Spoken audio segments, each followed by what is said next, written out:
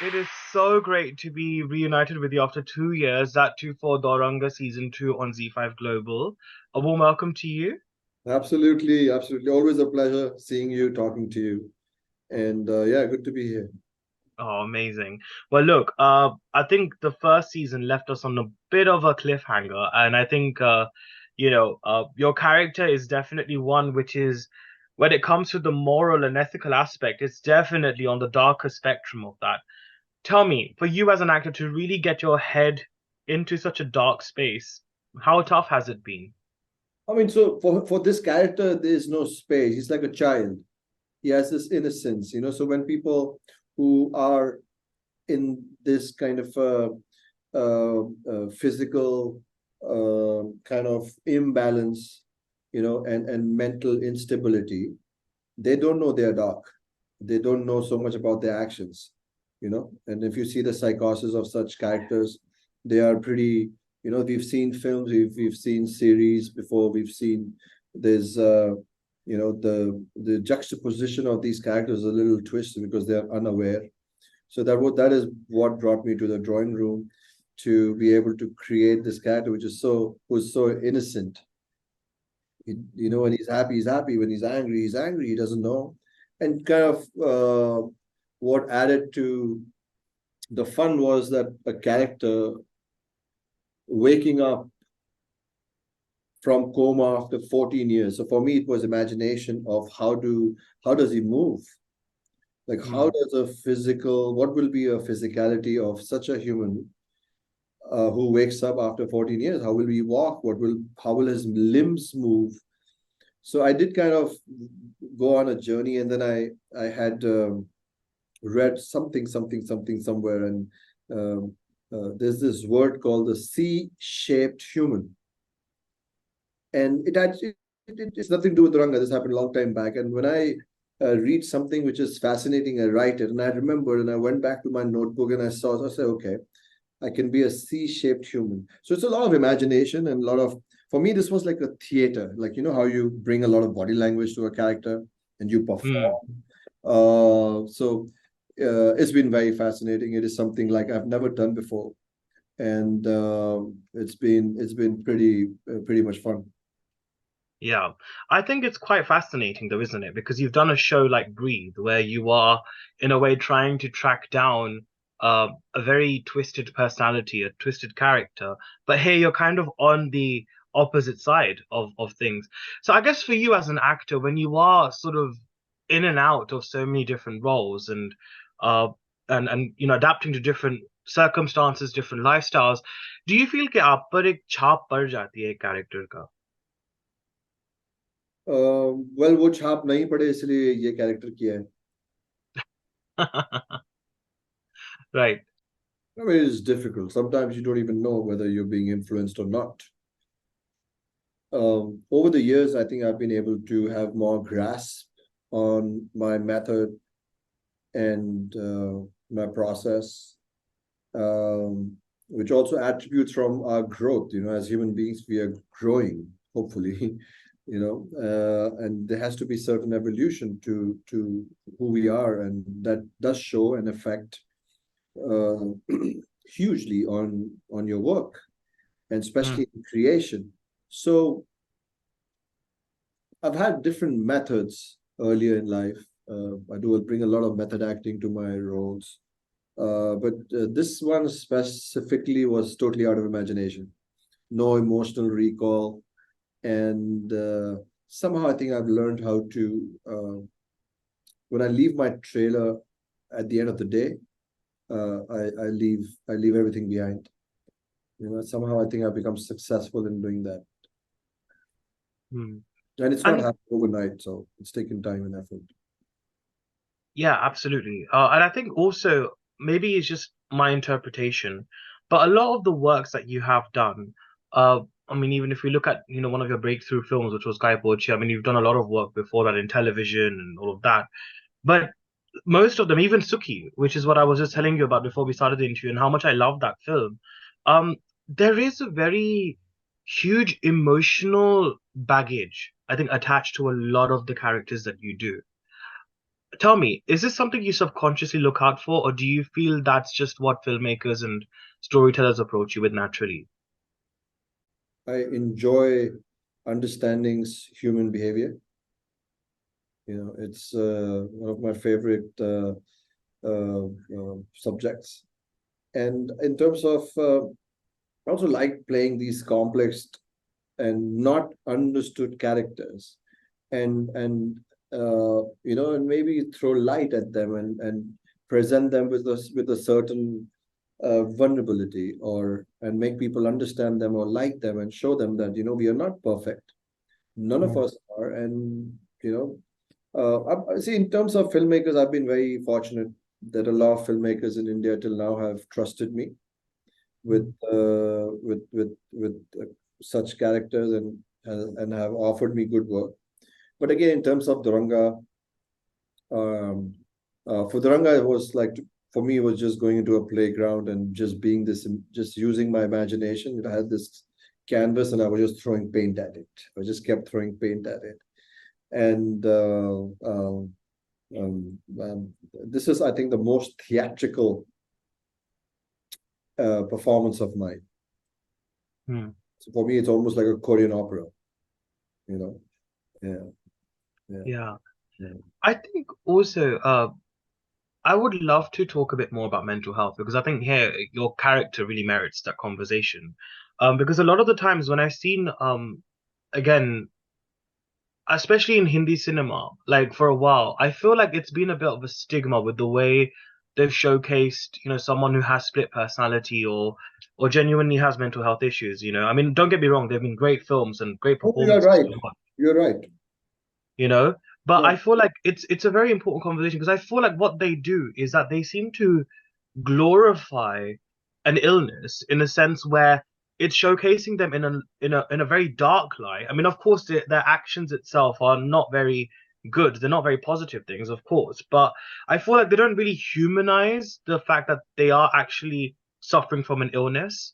Why do you think that the whole stereotype has been ongoing, and how do you feel maybe perhaps Zoranga might be a bit of a game changer in that aspect as well?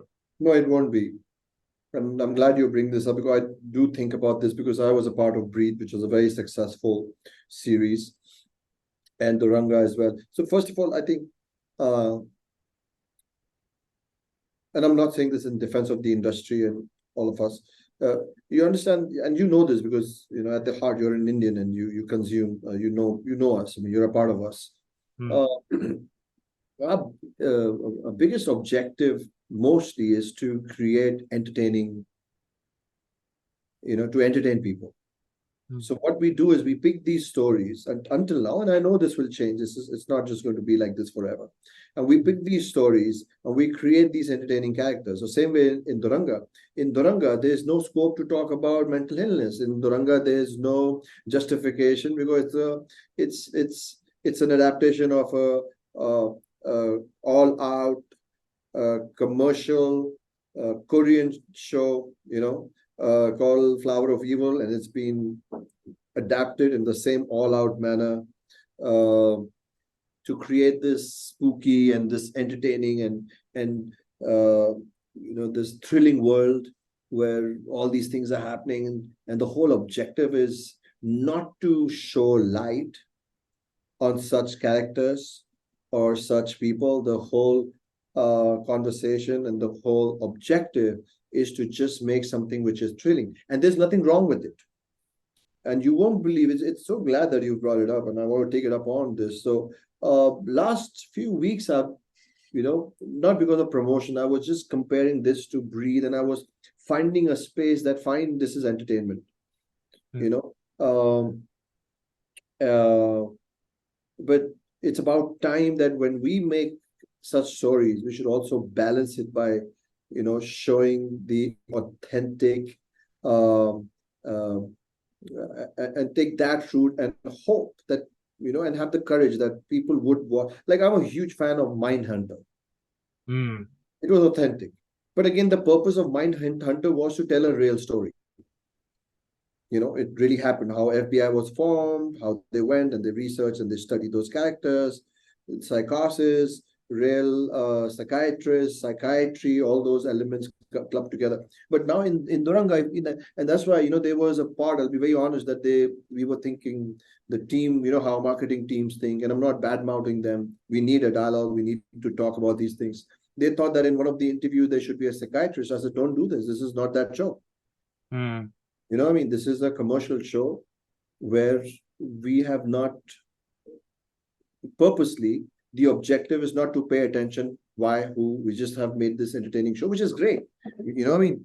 But Yeah. like you said, I mean, and that's kind of also put a thought in me that, I would like to create something which kind of breaks that stigma and stays also true to it's kind of the whole fabrication and the duality of of this. I don't know how entertaining it will be, but we it's also tricky, I mean, it's very tricky to get to go into a space like this. You need a lot of time.